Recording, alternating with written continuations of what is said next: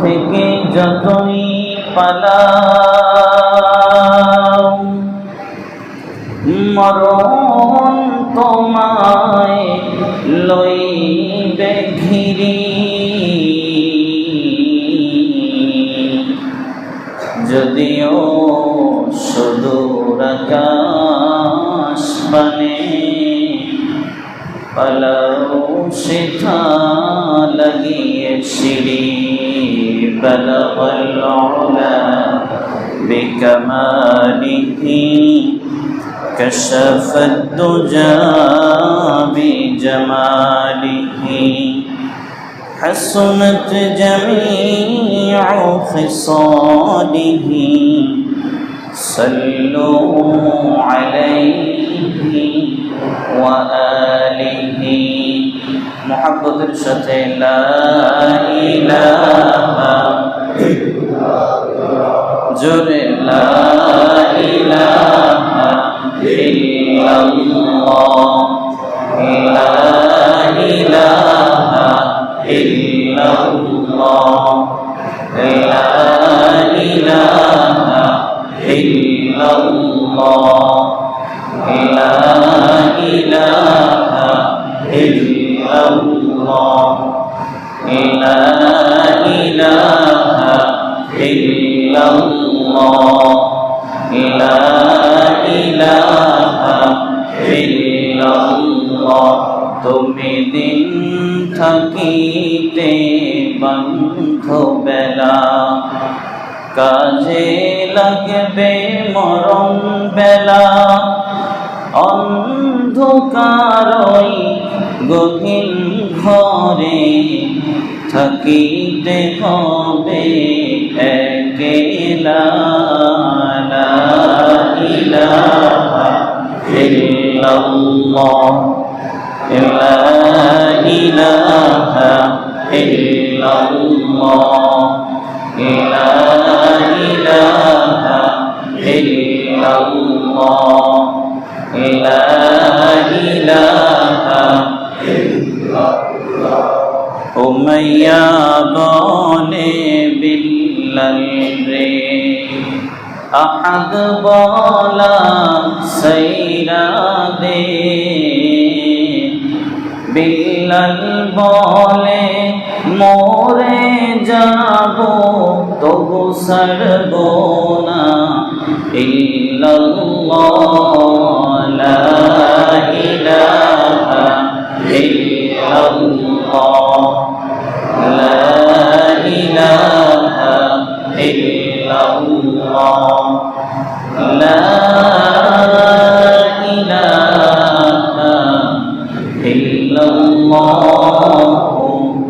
মুহাম্মাদুর রাসূলুল্লাহ সাল্লাল্লাহু আলাইহি ওয়াসাল্লাম। মুআজ্জাজ মুহতারাম হযরতে উলামা ইকরাম, আল্লাহ পাক রব্বুল আলামিনের আশিকিন জাকিরিন মুহিব্বিন প্রিয় বান্দা, আমার প্রাণ প্রিয় মুসল্লি ভাইরা, আল্লাহ পাক রব্বুল আলামিন পবিত্র দিবস সমূহের মধ্য থেকে সবথেকে গুরুত্বপূর্ণ একটি পবিত্র এবং দামি একটি দিবস জুমার দিন।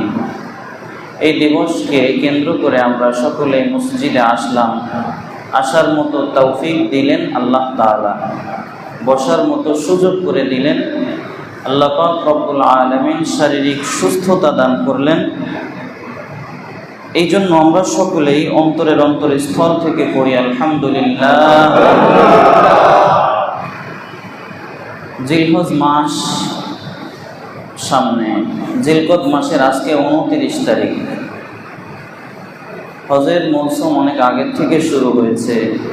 হাজী সাহেব যারা ছিলেন তারা অনেকেই মক্কায় পৌঁছে গিয়েছেন, হজের বিভিন্ন কার্যক্রমে আছেন। তারা আল্লাহ পাক রব্বুল আলামিনের সান্নিধ্যে লাব্বাইক আল্লাহুম্মা লাব্বাইক লা শারীকা লাক লাব্বাইক বলতেছেন। তো তাদের জন্য দোয়া করা আমাদের একান্ত জরুরি। আল্লাহ পাক রব্বুল আলামিন ওই সমস্ত ভাইদেরকে সহিহ সালামতে হজ করে আবার দেশে ফিরবার তৌফিক দান করেন, সকলে পড়ি আমিন। এবং আমাদেরকেও আল্লাহ তাআলা তার দরবারে হাজিরা দেবার জন্য তৌফিক দান করেন, সকলে পড়ে আমিন। তো শুরুতেই আজকে আমরা এই জিলহজ মাস যখন শেষ হয়, জিলহজ মাস যখন শুরু হয়, তখন এই জিলহজ মাসের শুরুতে কতগুলো আমল থাকে যে হুজুর এইটা জিলহজের এই আমল ছিল, তো আমরা কিভাবে করতে পারি। তো আমি সেখান থেকে আপনাদের জন্য জিলহজের 10 দিনের জন্য 9টা আমল লিখে নিয়ে আসছি। সেই আমলগুলো শুরুতে বললে হয়তো বা অনেক ভাইরা যারা পিছনে আসছেন, এখনও আসতেছেন, এসে পাবেন না। এই জন্য এই আলোচনাটা আমরা একটু পরে করব। এবং আমাদের এই মাসের ভিতরেই আছে তাকবীর তাশরিক। আমাদের হজ যেমন আমাদের উপরে আবশ্যক হয়, কোরবানি যেমন আমাদের উপরে আবশ্যক হয়, ঠিক তেমনিভাবে জিলহজের 9 তারিখ থেকে 13 তারিখ পর্যন্ত একটা তাকবীর বলতে হয়। কি তাকবীর? আল্লাহু আকবার, আল্লাহু আকবার, লা ইলাহা ইল্লাল্লাহ, আল্লাহু আকবার, আল্লাহু আকবার, ওয়ালিল্লাহিল হামদ। সবাই কি বলছেন? এতটুকু আওয়াজ হওয়ার কথা না, তো সবাই একসাথে বলেন আল্লাহু আকবার, আল্লাহু আকবার, লা ইলাহা ইল্লাল্লাহ, আল্লাহু আকবার, আল্লাহু আকবার, ওয়ালিল্লাহিল হামদ। এইটা হুবহু এইভাবে আমাদের সবাইকে মুখস্থ করতে হবে। হুবহু যেভাবে বললাম এইভাবেই মুখস্থ করতে হবে। আমাদের যখন এই মাসের, এটা হচ্ছে অগ্রিম আপনাদেরকে জানাই দেবার জন্য, আগামী সপ্তাহে বললেও হইতো, যাতে করে আমরা মুখস্থ করতে পারি। সময় হওয়া মাত্রই 9 তারিখ ফজর থেকে 13 তারিখ আসর পর্যন্ত প্রতি ফরজ নামাজের সালাম ফেরানোর সাথে সাথে পুরুষ আমরা যারা আছি আমাদের জন্য উচ্চ স্বরে একবার বলা ওয়াজিব, উচ্চ স্বরে একবার বলা ওয়াজিব। এবং মা বোন যারা আছে তাদেরকেও আমাদের প্রত্যেকের বাসায় গিয়ে বলে দিতে হবে, মা বোনদেরকে বলে দিতে হবে যে অমুক দিন থেকে 9 তারিখ ফজর থেকে 13 তারিখ আসর পর্যন্ত প্রত্যেক ওয়াক্তের পরে একবার নিম্ন স্বরে তোমাদেরকেও পড়তে এটা হবে। আমাদের প্রত্যেকের উপরেই পড়া আবশ্যক, ওয়াজিব। এজন্য এই 1 সপ্তাহ আগে আমাদের এই মস্কটা আমরা শুরু করে নিলাম, যাতে করে আমাদের অসুবিধা না হয়। এবং আরেকটা আমল হইল, হাদিসের ভিতরে আসছে যে আমরা যারা কোরবানি করব, আমাদের তো যে সমস্ত ভাইরা কোরবানি করবে তাদের তো আল্লাহ তাআলা পয়সা দিয়েছেন বিধায় কোরবানি করার মতো একটা সুযোগ আসলো। তো যারা কোরবানি করতে পারবে না তারা এই সওয়াবের অংশীদার কিভাবে হইতে পারে? এই একই বিষয় 2টি হাদিসের ভিতরে দুভাবে আসছে। এক জায়গায় আল্লাহ রাসূল সাল্লাল্লাহু আলাইহি ওয়াসাল্লাম মুসলিম শরীফের বর্ণনায় আলোচনা করছেন যে যারা কোরবানি দাতা তারাই শুধু এই আমল করতে পারে, মুস্তাহাব একটি আমল। অন্য আরেক হাদিসের ভিতরে আসছে যে না, সবাই করতে পারে। তো হাদিসটা হচ্ছে যে কোরবানির যেই মাস, জিলহজ মাসের 1 তারিখ, অর্থাৎ জিলহজের চাঁদ যদি আজকে ওঠে, আজকে 29 তারিখ, যদি আজকে ওঠে, এই মাগরিবের পর থেকে নিয়ে জিলহজের কোরবানি পর্যন্ত নখ, চুল, দাড়ি যা কিছু আমাদের কর্তনের প্রয়োজন হয় ইত্যাদি সব কিছু কর্তন থেকে যদি আমরা এই 10 দিন বিরত থাকি, তাহলে আল্লাহ পাক রব্বুল আলামিন একটা কবুল কোরবানি করার সওয়াব দান করবেন। সুবহানাল্লাহ। এখন এই নিয়ে হলো মতভেদ যে হুজুর যারা কোরবানি করবে এলো তাদের হাদিস। আরেকজন বলছে যে না হুজুর, এটা হলো আম। আমার কথা যেহেতু আল্লাহর রাসূল এক জায়গায় সাধারণভাবে বলছেন, সেই হিসেবে আমরা সবাই এই 10 দিন নখ চুল কাটা থেকে বিরত থাকতে পারি। আর এক জায়গায় শুধু কোরবানি দাতাদেরকে বলছেন, তারাও করতে পারি। তাহলে অন্তত পক্ষে সওয়াব তো হবে, সওয়াব থেকে তো আর খালি নাই। এই জন্য আমরা আজকে যাদের প্রয়োজন আছে, যদি আজকে 29 তারিখের পরে কালকে 30 তারিখ না হয়, কালকে যদি 1 তারিখ হয় তাহলে সোমবারে কোরবানি হবে, কালকে 1 তারিখ হইলে সোমবারে কোরবানি হবে, কালকে যদি 30 তারিখ হয় তাহলে মঙ্গলবারে কোরবানি হবে। অর্থাৎ এই কয়টা দিবস আমরা যদি নখ, চুল, দাড়ি এগুলা কাটা থেকে বিরত থাকি, আল্লাহ পাক রব্বুল আলামিন আমাদেরকে একটা কবুল কোরবানির সওয়াব দান করবেন, সুবহানাল্লাহ। এই হলো 1 নম্বর আমল। আরেকটা হচ্ছে এই মাসের ভিতরে 1 থেকে 9 তারিখ পর্যন্ত প্রত্যেক দিন রোজা রাখার সাংঘাতিক সওয়াব আল্লাহ পাক রব্বুল আলামিনের কাছে খুব প্রিয়। এই 10টা দিন, এই 10টা দিবসের ব্যাপারে আল্লাহ পাক রব্বুল আলামিন কোরআনে কারীমের সূরা ফাজর, একটা সূরা আছে, এর শুরুতে কতগুলো আয়াত মালা সাজাই দিয়েছেন। ওয়াল ফাজরি ওয়া লায়ালিন আশর ওয়াশ শাফঈ ওয়াল ওয়াতর ওয়াল লাইলি ইযা ইয়াসর। অর্থাৎ এই যে এই প্রত্যেক দিবস, প্রত্যেক রাত আল্লাহ পাক রব্বুল আলামিনের কাছে এত দামি, এত দামি। হাদিসের কিতাবের ব্যাখ্যায় লিখছেন যে এই দিবসের প্রত্যেকটি দিবস রমজানের দিনের মতো, সুবহানাল্লাহ। প্রত্যেকটি রাত শবে কদরের রাত্রের মতো, সুবহানাল্লাহ। এই জন্য যদি আগামীকালকে থেকে শুরু হয়ে যায়, তার মানে হচ্ছে আজকে মাগরিবের আজান হওয়া মাত্রই এই রাত্র আর আগামীকালকে দিবস শুরু হওয়ার মাধ্যমে এই দিবসগুলো শুরু হয়ে যাবে।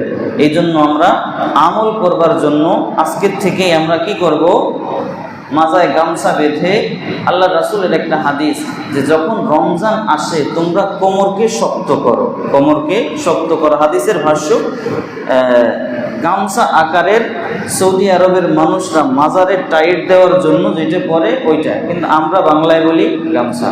তো এই জন্য এই 10 দিনের ব্যাপারেও আমাদের এইভাবে কি করা, কোমরকে শক্ত করে বাঁধা, যে যেন নড়চড় না হয়। আমাদের আমল করতে হবে, কেন আমাদের মরতে হবে, কখন মরতে হবে আমরা কেউ বলতে পারি না। এই জন্য আমরা একটু প্রস্তুত থাকবো। আল্লাহ তাআলা তৌফিক দান করেন, সকলে পড়ে আমিন। তো আমাদের গত সপ্তাহের ধারাবাহিক আলোচনা ছিল যে আমরা কোরবানির পশু ক্রয়ের ব্যাপারে বলছিলাম হৃষ্টপুষ্ট হওয়াটা মুস্তাহাব। কোরবানির পশু হৃষ্টপুষ্ট হওয়া মুস্তাহাব, তবে গোশতের ওজন করা যাবে না যে 5 কেজি গোশত হবে তাইলে হ্যাঁ 2500 টাকায় ঠিক আছে, এইভাবে করে কি করা যাবে না, কোরবানির পশু নির্ধারণ করা যাবে না। কোরবানির পশু দেখতে চোখে সুন্দর হবে এবং একটু মোটা তাজা হবে। চোখে সুন্দর লাগবে, দেখতে মোটা তাজা হবে। বলে হুজুর কেন? আল্লাহ পাক রব্বুল আলামিন কোরবানিটা ওয়াজিব করেছিলেন কার উপরে? ইব্রাহিম আলাইহিস সালামের সন্তানের উপরে। তো সন্তানের উপরে কি গোশত খাওয়ার কোনো চাহিদা আছে নাকি? বাবার চোখ শান্তির একটা ব্যাপার, অন্তর শান্তির একটা ব্যাপার।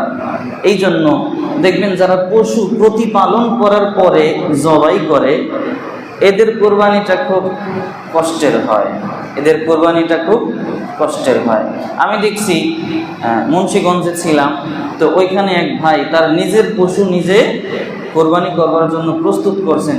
পশুর গলা ধরে আব্বা আম্মা মারা গেলে যেমন কাইন্দে দেয়, ওইভাবে হাউমাউ করে সে কাইন্দে উঠছে। পরে আমি বললাম যে ভাই, কোরবানির জন্য এইভাবে তো কান্দা যাবে না, একটু সবর করেন।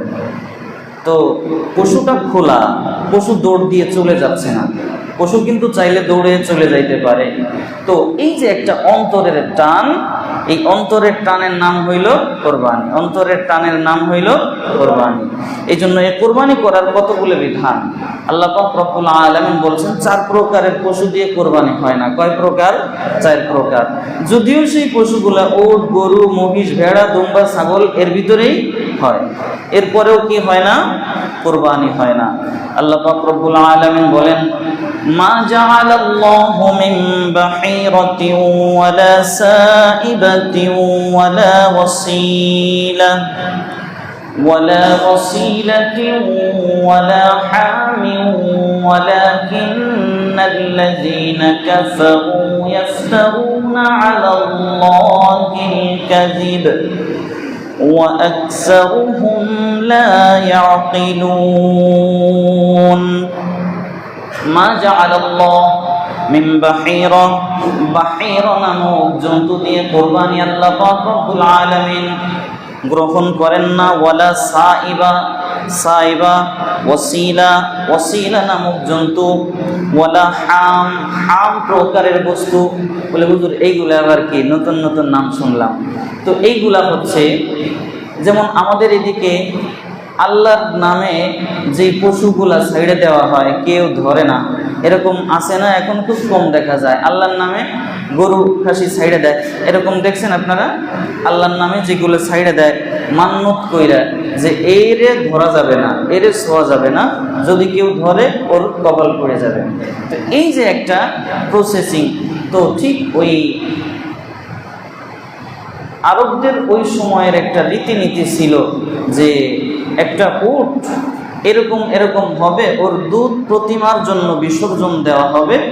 তো এই প্রকারের উট দিয়ে কি হবে না, কোরবানি হবে না।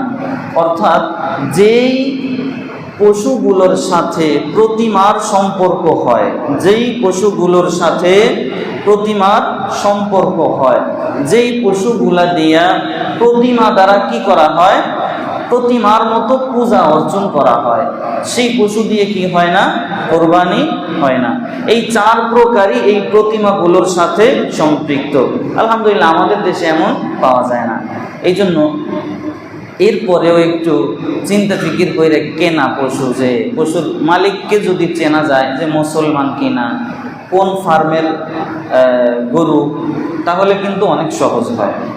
যেহেতু আমরা কোরবানি করব, সেহেতু কোন ফার্মের কোন মালিকের, এগুলো একটু বিবেচনা করলে আমাদের জন্য সহজ, আমাদের জন্য ভালো, আমাদের জন্য মঙ্গলময় হবে। কেন? কারণ হচ্ছে এতগুলো পয়সা দিয়ে আপনি কোরবানি করছেন, যদি আপনার কোরবানিটা পরিপূর্ণ না হয় তাহলে ফায়দা সর্বশেষ কিচ্ছু দাঁড়াবে না। এই জন্য একটু খেয়াল করব যে এগুলা কি কোনো হিন্দুর পালে প্রতিপালন হয়ে আসছে কিনা, তারা কি এই দুধ দিয়া প্রতিমাকে ওই যে কিসের উপরে ঢালে, তো এইগুলোর উপরে হয়েছে কিনা, বা এইটাকে নিয়ে তারা অন্যভাবে কি কোনো পূজা অর্চনা করছে কিনা। তো এরকম হইলে আমরা ওইখান থেকে কোরবানির জন্য ওরকম পশু কি করব না, নির্ধারণ করব না। আল্লাহ তাআলা তৌফিক দান করেন, সকলে পড়ে আমিন। এক নাম্বার তাহলে এই পশুগুলা। এবং আরেকটা প্রকার, যে যদি কোনো পশুর কান 1/3 বেশি কাটা থাকে, কোনো পশুর কান 1/3 বেশি কাটা থাকে, অথবা একটা পা ল্যাংড়া, ওর 1/3 বেশি ল্যাংড়া, ও করতে পারে না, ঠিক মতো চলতে পারে না, দাঁত নাই, অথবা এত বুড়া হয়েছে ওর চাবাইয়ে খাওয়ার মতো শক্তি নাই, অথবা পশুটা হিজড়া, এই ধরনের পশু দিয়ে কি হবে না, কোরবানি হবে না। অথবা দাঁত আছে কিন্তু অর্ধেকের বেশি কি হয়ে গেছে, নষ্ট হয়ে গেছে, অর্ধেকের বেশি নষ্ট হয়ে গেছে, সেই পশু দিয়েও কি হবে না, কোরবানি হবে না। প্রয়োজন হইলে একটু ছোটোর ভিতরে আসেন, কিন্তু ওর শক্তি সামর্থ্য আছে, এরকম। আরেকটা প্রকার হচ্ছে এমন পশু দিয়ে কোরবানি হবে না যেই পশু নিজের শক্তি বলে নির্দিষ্ট জায়গা থেকে কোরবানি যেখানে করা হবে ওই পর্যন্ত হাইটে কি করতে পারে না, যাইতে পারে না। এই প্রকারের ভিতরে হিসেব করলে দেখা যায় একেবারে মোটা তাজা যেই ফার্ম থেকে গরুগুলো বের হয়, ও কিন্তু ট্রাকে এক জায়গার থেকে আর এক জায়গায়, ওরে কিন্তু হাঁটানো যায় না, ওর পা ভেঙে যাওয়ার মতো উপক্রম হয়ে যায়। এই জন্য এত মোটা তাজার দিকে আবার না যাওয়া ভালো। কারণ হচ্ছে কোরবানি হয়ে যাবে, হাঁটাই নিতে গেলেন, পা ভেঙে গেল, এরপরে কোরবানি করলে কোরবানি হইল, কিন্তু সেটা পরিপূর্ণ কোরবানি হইল না। কারণ পা ফোড়া জন্তু দিয়ে কি হয় না, কোরবানি হয় না। যেহেতু আপনি কিনে ফেলাইছেন সেই হিসেবে কোরবানি হবে, কিন্তু অসম্পূর্ণ। এই জন্য এই বিষয়ে আমরা সবাই খেয়াল রাখবো। আল্লাহ তাআলা তৌফিক দান করেন, সকলে বলে আমিন। তো যুগে যুগে ঠিক এই একইভাবে এক সময় আল্লাহ তাআলা আমাদেরকে দিলেন পশু। ইব্রাহিম আলাইহিস সালামের ওই সময় থেকে আমাদেরকেও যদি আল্লাহ পাক রব্বুল আলামিন বলতেন যে তোমাদেরকে আমি মানুষ যে কোরবানির বিধান দিয়েছিলাম, ওই বিধানই বহাল রাখলাম, তো আমাদের উপরে বড় কষ্ট হয়ে যেত। আল্লাহ পাক রব্বুল আলামিন যে কোনোভাবে কার্যকর করতে সক্ষম, তিনি যে কোনোভাবেই আমাদের ভিতর থেকেই কার্যকর করতে পারতেন। এর একটা উদাহরণ হযরতে মূসা আলাইহিস সালাম এবং হারুন আলাইহিস সালামকে দিয়ে রাখছেন যে এই দেখো, আমি আল্লাহ তাআলা এইগুলা করতে করাইতে সক্ষম, আমার ভিতরে কোনো এই ব্যাপারে কি পাওয়া যাবে না, ত্রুটি পাওয়া যাবে না, যাতে করে মানুষ এগুলো জানে এবং অন্তরের ভিতরে আমি আল্লাহ তাআলার ভয় রাখে, এই জন্য জানাইয়া দিও। তাফসীর ইবনে কাসিরের ভিতরে সূরা বাকারার 54 নম্বর আয়াতের ভিতরে ইবনে কাসির রাহমাতুল্লাহি আলাইহি ওনার এই কিতাবের ভিতরে লিখছেন, ওয়া ইয ওয়া'আদনা মূসা 40 লাইলাতান সুম্মা আত্তাখাযতুমুল ইজলা মিন বা'দিহি ওয়া আনতুম যালিমুন। হযরতে মূসা আলাইহিস সালাম এবং ফিরাউনের মারামারি সমাপ্ত হয়। জিবরাইল আলাইহিস সালাম নীল নদের ভিতরে ফিরাউনকে যখন নিমজ্জিত করে, আল্লাহ পাক রব্বুল আলামিন পানিকে যখন অর্ডার করলেন, ও পানি আমার নবী মূসা অতিক্রম করেছে, তুমি এবার মিলিত হয়ে যাও। পানি আল্লাহ পাক রব্বুল আলামিনের আদেশ পাওয়া মাত্র মিলিত হয়। ফিরাউন পানির ভিতরে থাকে আর এদিকে সেদিকে বাঁচবার জন্য চেষ্টা করে। আল্লাহ পাক রব্বুল আলামিন জিবরাইল আলাইহিস সালামকে পাঠায় ঘোড়া দিয়া। কি দিয়ে পাঠাইছে? ঘোড়া দিয়ে পাঠাইছে। যা জিবরাইল। জিবরাইল আলাইহিস সালাম ঘোড়া নিয়ে জমিনের ভিতরে আসছে।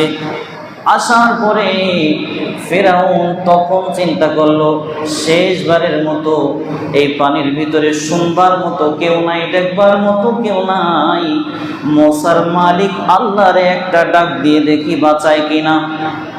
আল্লাহ পাক রব্বুল আলামিন জিবরাইলকে বলে, ও জিবরাইল, আমি তো মানুষ বানাইছি, ওই মানুষের ভিতরেই ফিরাউন রেও আমি বানাইছি। এই মওতের সময়ও যদি আমি আল্লাহ তাআলাকে ফিরাউন ডাক দেয় রে, আমি আল্লাহ তাআলা মাফ না করে সহ্য করতে পারবো না। সুবহানাল্লাহ। এই জিবরাইল যা, ও যেন আমাকে ওর জবান দিয়ে আল্লাহ বলে ডাক দিতে না পারে, এই জন্য নীল নদীর ভিতর থেকে মাটি নিয়ে ওর মুখের ভিতর দিয়ে দিবে। ও যেন জবান দিয়ে আমি আল্লাহ তাআলাকে আমার সিফতি কোনো নাম ধইরা ডাকতে না পারে। জিবরাইল আলাইহিস সালাম আসে, ওর মুখের ভিতরে মাটি দেয়, জিবরাইল চলে যায়। আর এদিকে হযরতে মূসা আলাইহিস সালামের কাছে তার কওমের লোক আবেদন করে, ও আল্লাহর নবী মূসা আলাইহিস সালাম, আপনি একটা কাজ করেন। বলে কি? ফিরাউন তো মারা গেল, এবার আপনি আল্লাহ পাক রব্বুল আলামিনের কাছ থেকে আমাদের জন্য একটা বিধিবিধান নিয়ে আসেন। বনি ইসরাইলের লোকজন বলল, আল্লাহ তাআলার কাছ থেকে একটা বিধিবিধান নিয়ে আসেন, অর্থাৎ একটা শরীয়ত নিয়ে আসেন, আমরা যে শরীয়তের উপরে চলবো, আমরা আর বনি ইসরাইল এই লোকেরা কোনো অশ্লীল কাজের সাথে লিপ্ত হব না। মূসা আলাইহিস সালাম বড় আনন্দ পাইল যে হ্যাঁ, আমার কওমের লোক বুঝতে পারছে। এবার মূসা আলাইহিস সালাম আল্লাহ তাআলাকে বলে, ও মালিক আল্লাহ, আমার কওমের লোকরা বুঝছে, আমার একটা কিতাব দাও। আল্লাহ পাক রব্বুল আলামিন মূসা আলাইহিস সালামকে আদেশ করে, মূসা যাও, তোর পাহাড়ে 30টি দিবস টানাভাবে তুমি রোজা রাখবে। কয়টা দিন? 30 দিন রোজা রাখবে। 30 দিন রোজা রাখার পরে আমি তোমার সাথে কথা বলবো। মূসা আলাইহিস সালাম তোর পাহাড়ে যায়, 30 দিন রোজা রাখে, এরপরে ইফতার করে। এরপরে কি করে? ইফতার করে। কিন্তু আল্লাহ তাআলার ইচ্ছা যে আমি তো এর ইফতার করতে বলি নাই, 30 দিন পরে আমি ওর সাথে রোজা অবস্থায় কথা বলবো। আমরা একটা মাসআলা জানি সবাই যে রোজাদারের মুখের দুর্গন্ধ আল্লাহ তাআলার কাছে কি লাগে? মজা লাগে। বলে হুজুর, দুর্গন্ধ মজা লাগে, কেমন শোনা গেল? হ্যাঁ, সন্তান যদি বোবা হয়, সন্তান যদি খোড়া হয়, ল্যাংড়া হয়, যার সন্তান তার কাছে কেমন লাগে তার কাছে জিজ্ঞাসা করতে হয়। যে তোমার সন্তান যে ল্যাংড়া, একটু একটু হাঁটতে পারে, মজা লাগেনি? বাবা উত্তর দিবে, সন্তান ল্যাংড়া হোক, কানা হোক, খুড়া হোক, ও আমার সামনে হাঁটতে পারলে আমার অন্তরটা শান্তিতে ভরে যায়। আল্লাহ পাক রব্বুল আলামিন মুসা আলাইহিস সালামকে বললেন, মুসা রে, 30টা দিন তুই রোজা রাখবি, এরপরে আমি তোর সাথে কথা বলবো। আল্লাহ পাক রব্বুল আলামিনের অর্ডার পাওয়া মাত্র মুসা আলাইহিস সালাম তুর পাহাড়ে যায়, রোজা রাখা শুরু করে। 30 দিন পরে রোজা শেষ করে দেয়, রোজা আর রাখে না। আল্লাহ পাক রব্বুল আলামিন আবার বলে, মুসা, আমি তো তোমাকে ইফতার করতে বলি নাই, তুমি আরো 10 দিন রাখো। কেন? আমি তোমার রোজা ভাঙতে বলিনি, তুমি ভাঙলা কেন? আমি তোমাকে রোজা রাইখে যাইতে বলছি কেন? আমার বড় মজা লাগে তুমি রোজা অবস্থায় আমার সাথে কথোপকথন করবে, কথা বলবে, আমি রোজা অবস্থায় তোমাকে কিতাব দিব। মুসা আলাইহিস সালামের সহিফা রোজা অবস্থায় আল্লাহ তাআলা দিবেন। এই জন্য বললেন, রোজা রাখো নাই, এই জন্য আমার অর্ডার থেকে তুমি একটু কি করছো, এলোমেলো করছো। অবশ্যই এইটা আল্লাহ তাআলাই করাইছেন ওনাকে, আল্লাহ তাআলাই ওনাকে দিয়ে এইটা করাইছেন। আবার নতুন করে অর্ডার করলেন, যাও আরো 10 দিন রোজা রাখো। আরো 10 দিন রোজা রাখার পরে এবার বলে, আসো এবার তোমাকে কিতাব দিব। তো কিতাব আদি দিলেন। এই অধ্যায় শেষ হইল। এবার ওই যে ফিরাউনকে ডুবাইয়া মারার জন্য জিবরাইল আলাইহিস সালাম কি নিয়ে আসছিল? ঘোড়া নিয়ে আসছিল। তো হারুন আলাইহিস সালামকে মুসা আলাইহিস সালাম জিম্মাদার বানাই দিয়ে গেছেন, এ হারুন, তুই কিন্তু এই কওমের লোক যেন বিশৃঙ্খলা না করে, খবরদার খেয়াল রাখবি। বড় ভাই মুসা আলাইহিস সালাম একদম এইভাবে আদেশ দিয়ে গেলেন যে তুই কিন্তু এটা দেখে রাখবি। হারুন আলাইহিস সালাম বলে, হ্যাঁ ঠিক আছে, কোনো অসুবিধা নেই। যখনই এইটা বলছে, মুসা আলাইহিস সালামের দীর্ঘ একটা সময় উনি নাই, 40 দিন। তো ওনার ওইখানে সামেরি নামে একজন ছিল, ওনার নাম অন্যটা, সামাররা গ্রামের লোক ছিলেন উনি, এই জন্য ওনাকে সামেরি বলা হয়। তো সামেরি উনি সোনা এবং রূপা দিয়ে গরু ছাগল বানাইতে পারে, সোনা রূপা দিয়ে গরু ছাগল বানাইতে পারে। তো সামেরি সোনা এবং রূপা দিয়ে গরু ছাগল বানায়। গরু ছাগল বানাইয়া এরপরে ওই যে জিবরাইল আলাইহিস সালাম ঘোড়া দিয়ে আসছে, ঘোড়া যেখান দিয়ে গেছে, যাবার পরে দেখে ঘোড়ার প্রত্যেকটা খুরের নিচ থেকে এই ঘোড়ার পায়ের খুর সরে যায়, আর সাথে সাথে ওখান থেকে ঘাস জ্বালায়, সাথে সাথে ওখান থেকে ঘাস উঠে যায়। তো সামেরি দেখলো এই মাটির তো একটা আশ্চর্যজনক ক্ষমতা, মরুভূমির ভিতরে কোনো কিছু নাই, পানি নাই, ঘোড়ায় পাড়া দিলে এখান থেকে ঘাস হয়, তো সাংঘাতিক অবস্থা, তাহলে এখান থেকে একটু মাটি নেই। তো মাটি যখন নেওয়ার পরে সেই মাটিটা ওই সোনা রূপা দিয়ে বানানো গরুর মুখের ভিতরে দিয়ে দেয়। এবার গরুতে কয় হাম্বা। হ্যাঁ, আল্লাহ তাআলা এটা ঘটাইছেন। তো যখন ঘোড়ায় গরুতে হাম্বা হাম্বা বলতে শুরু করে, এবার সামেরি বলে, এ বনি ইসরাইলের লোকজন এদিকে আসো, মুসা আলাইহিস সালাম তোমাদের জন্য আল্লাহর তালাশ করতে গেছে। হ্যাঁ, ধুর, মুসা গেছে আল্লাহর তালাশে, আর দেখো আল্লাহ তোমাদের তালাশে চলে আসছে, আল্লাহ তোমাদের তালাশে চলে আসছে। মুসার কথা তোমরা শুনো না, আসো। এই যে দেখো গরু হইয়া আল্লাহ তাআলা আসমান থেকে নেমে তোমাদের কাছে চলে আসছে, গরুতে হাম্বা হাম্বা বলে। তো লোকজন চিন্তা করলো, হইতেও পারে, সোনার উপর গরু হাম্বা হাম্বা করে, তাইলে হইতেও পারে। কিন্তু এটা বানাইছে সামেরি। ওয়াইয ক্বালা মূসা লিকওমিহি ইয়া কওমি ইন্নাকুম যালামতুম আনফুসাকুম বিত্তিখাযিকুমুল ইজলা ফাতুবু ইলা বারিইকুম। মুসা আলাইহিস সালাম বলে, ওয়াইয ক্বালা মূসা লিকওমিহি, এ আমার কওম, ইয়া কওমি ইন্নাকুম, নিশ্চয়ই তোমরা যালামতুম আনফুসাকুম, নিজেদের উপরে জুলুম করেছো। কেমন জুলুম? যালামতুম আনফুসাকুম বিত্তিখাযিকুমুল ইজলা, যে এই গরুর একটা বাছুরকে তোমরা পূজা করার মাধ্যমে নিজেদের উপরে নিজে জুলুম করছো, বলে এই জুলুমের নিস্তার কি হবে?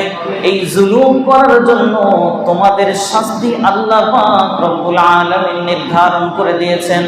বলে কেমন শাস্তি? ইন্নাকুম যালামতুম আনফুসাকুম বিত্তিখাযিকুমুল ইজলা ফাতুবু ইলা বারিইকুম, যারা তোমরা এটাকে রব হিসেবে, আল্লাহ হিসেবে মানছো, ফাকতুলু আনফুসাকুম, তোমরা নিজেদেরকে নিজে কি করবা? হত্যা করবা। তাফসীর ইবনে কাসিরের মধ্যে লিখছেন হত্যার শুরু কি হয়েছিল। আল্লাহ পাক রব্বুল আলামিন মুসা আলাইহিস সালামকে বলে দিলেন, ও মুসা, এদের নিস্তার পাওয়ার একটাই অধ্যায় আছে, সেইটা হইল তারা হাত গোটাবে, পা গোটাবে, সকাল সকাল বাড়ির সামনে তারা গর্দান লম্বা করে দিয়ে বসবে, আর নিজেরা নিজেদেরকে কতল করে ফেলবে। এই কতল করার মাধ্যমে কি করবে? আল্লাহ পাক রব্বুল আলামিন তাদেরকে পাপ মোচন করে দিবেন। এটা তো এখন সামনের উপরে যদি কতল হয়, বড় ভয়াবহ দৃশ্য, কে দেখতে পারবে? আল্লাহ পাক রব্বুল আলামিন আসমানের মেঘমালাদেরকে বললেন, ও মেঘমালা, তোমরা কালো হয়ে যাও। কেমন কালো হবে? এমন কালো হও যেন অপরাধীদের চেহারাগুলো চেনা না যায়, অপরাধীদের চেহারা চেনা না যায়। এমন ভয়াবহ কালো মেঘমালা ওই অপরাধীদের চেহারার সামনে এসে যায়। আল্লাহ পাক রব্বুল আলামিন বাবার হাতে সন্তান, সন্তানের হাতে বাবা, ভাইয়ের হাতে ভাই, অন্য ভাইয়ের হাতে ভাই, এমন করে প্রায় বনি ইসরাইলের ৭০,০০০ মানুষকে ওই সকাল থেকে সন্ধ্যা পর্যন্ত কি করছেন? কতলের নির্দেশ দিয়ে দিয়েছেন। অপরাধ কি ছিল? বিত্তিখাযিকুমুল ইজলা ফাতুবু ইলা বারিইকুম, গরুর বাছুর বানাইছে। বাছুর বানানোর পরে জিব্রাইলের ঘোড়ার পায়ের খুরের মাটি তার মুখের ভিতরে দিছে। ওই বাছুরে হাম্বা হাম্বা বলছে। এই জন্য বনি ইসরাইলের ওরা মনে করছে আসমান থেকে আল্লাহ নাইমে আসছে। এই জন্য ওই গরুর বাছুরকে তারা কি করছে? আল্লাহ হিসেবে স্বীকারোক্তি দিছে। এই অপরাধের জন্য আল্লাহ পাক রব্বুল আলামিন ওদের সবাইকে মাফ করবেন, শর্ত লাগাইছেন, তোমাদের জীবন দিতে হবে। মাফ করবেন, শর্ত কি? জীবন দিতে হবে। মুসা আলাইহিস সালাম এবার সন্ধ্যা হয়ে যায়, দেখে আমার কওমের ৭০,০০০-এর মতো মানুষ তো শেষ হয়ে গেল। যদি আল্লাহ তাআলা আমাদেরকে ক্ষমা না করেন, মাফ না করেন, বনি ইসরাইল তো ধ্বংস হয়ে যাবে, আর খুঁজে পাওয়া যাবে না। আল্লাহ পাক রব্বুল আলামিনের নবী মুসা আলাইহিস সালাম এবং তার ভাই হারুন আলাইহিস সালাম আল্লাহর কাছে দোয়া করে, ও মালিক আল্লাহ, আমার কওমের গোত্র, আমার এই গোত্রের মানুষগুলোদেরকে তুমি মাফ করে দাও, এদেরকে তুমি হেফাজত করে নাও। ও মালিক আল্লাহ, বনি ইসরাইলের হিসাব করে দেখলাম প্রায় ৭০,০০০ মানুষ কতল হয়ে গেছে। তুমি যদি এই কতলের বিধান জারি রাখো, হয়তোবা আর একটা বনি ইসরাইল খুঁজে পাওয়া যাবে না। আল্লাহ পাক রব্বুল আলামিন মুসা আলাইহিস সালামের দোয়া কি করলেন? কবুল করলেন। তো অপরাধ কি ছিল তাদের? তারা গরুর বাছুরকে পূজা করছে, এই জন্য তাদেরকে এই কুরবানি করতে হয়েছে। তো আল্লাহ পাক রব্বুল আলামিন এরপরে বলছে যে হ্যাঁ, এবার আমি তোমাদেরকে কি করে দিলাম? মাফ করে দিলাম, আমি তোমাদেরকে মাফ করলাম। তো আল্লাহ তাআলা দেখাই দিয়েছেন যে দেখো, গুনাহ করলে এরকম এরকম শাস্তি, তোমাদের কুরবানিটা এমন হবে। তো আল্লাহ তাআলা আমাদেরকে যে কুরবানি করার জন্য একটা সুযোগ দিয়েছেন, আমাদের কোরবানিটাও আল্লাহ তাআলার বিধিবিধান পরিপূর্ণভাবে মানার মাধ্যমে কি করতে হবে? কোরবানি করতে হবে। আল্লাহ তাআলা বলেন, ইন্না আ'তাইনাকাল কাউসার, ও রাসূল আপনাকে কি দিছি? কাউসার দান করছি। এরপরে মাঝখানে বলছে ফাসাল্লি লিরাব্বিকা ওয়ানহার, ফাসাল্লি, আপনি কি করেন? নামাজ পড়েন। আপনি কি করেন? নামাজ কায়েম করেন। ওয়ানহার, এবং আপনি কি করেন? কুরবানি করেন। কার নামে? লিরাব্বিকা, মাঝখানে, হ্যাঁ, ফাসাল্লি লিরাব্বিকা, ফাসাল্লি, আপনি কি করেন?